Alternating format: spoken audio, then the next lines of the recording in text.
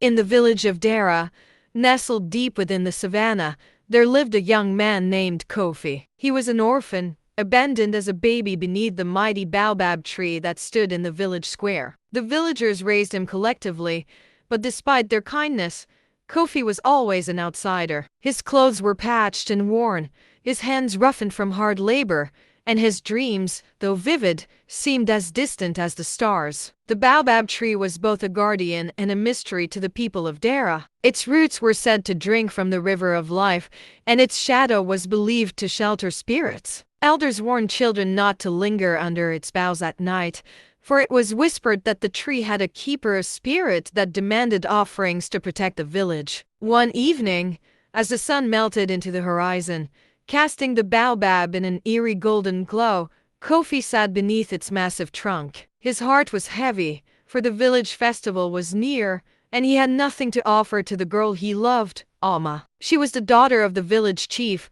and her beauty was as radiant as the morning sun. As Kofi sighed into the quiet, a rustling sound drew his attention. Turning quickly, he saw a figure emerging from the shadows of the tree. It was a woman, her form draped in flowing robes that shimmered like water in the moonlight. Her face was obscured, but her voice was like music. "Kofi," she said, her tone soft yet commanding, "I have watched you struggle. You seek a way to prove yourself, to rise above your station. I can grant you what you desire." Kofi's heart leapt with hope, but caution tempered his joy. "Who are you?" he asked. "I am the keeper of the baobab," she replied, "and I can give you wealth, strength, and respect. But every gift comes with a price."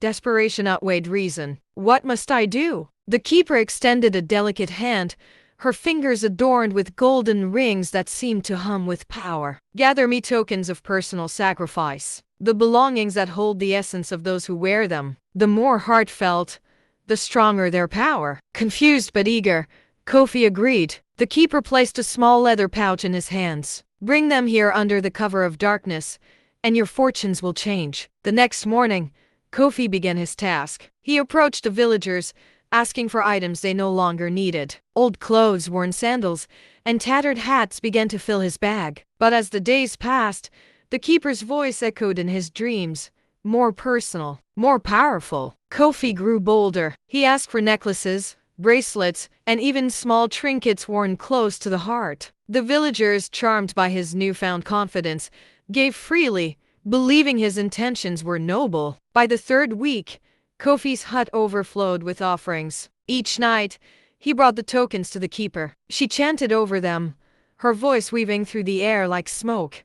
And each morning, Kofi found himself stronger, his words more persuasive, his presence more commanding. The villagers noticed his transformation. No longer the scrappy orphan, Kofi was now a man of means and power. But with his rise came whispers. Children claimed to see shadows moving unnaturally beneath the baobab tree. Animals avoided its shade. And those who gave Kofi their most treasured items began to suffer strange misfortunes. Crops failed, livestock vanished, and sickness spread. Alma, who had grown fond of Kofi, confronted him one evening. "What have you done, Kofi? The village suffers while you prosper. Tell me the truth." Unable to bear the weight of his guilt, Kofi confessed everything. Alma's eyes filled with tears, but her resolve hardened. "We must stop this," she said. Together, they sought out the village elder, who listened with grave concern. "The keeper is no guardian," he said. "She's a spirit of greed, feeding off the life force of those tokens. We must act before her power consumes us all." Under the elder's guidance,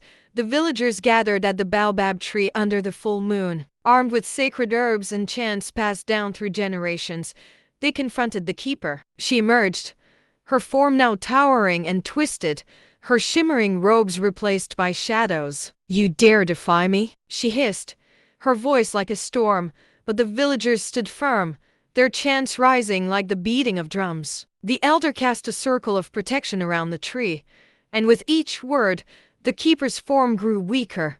Kofi, filled with regret, stepped forward. "Take it all back," he shouted, emptying the leather pouch at her feet. "I renounce your gifts." With a final, ear-piercing scream, the keeper dissolved into the shadows, her power broken. The baobab tree shuddered, its roots glowing faintly before settling into stillness. Though the village recovered, the scars of the ordeal remained. Kofi, humbled and penitent, spent the rest of his life rebuilding what had been lost, earning back the trust of those he had betrayed. The baobab tree stood as a silent witness, its shadow no longer feared but respected. And the story of Kofi and the keeper became a cautionary tale, told around fires to remind the villagers of the dangers of greed and the power of community.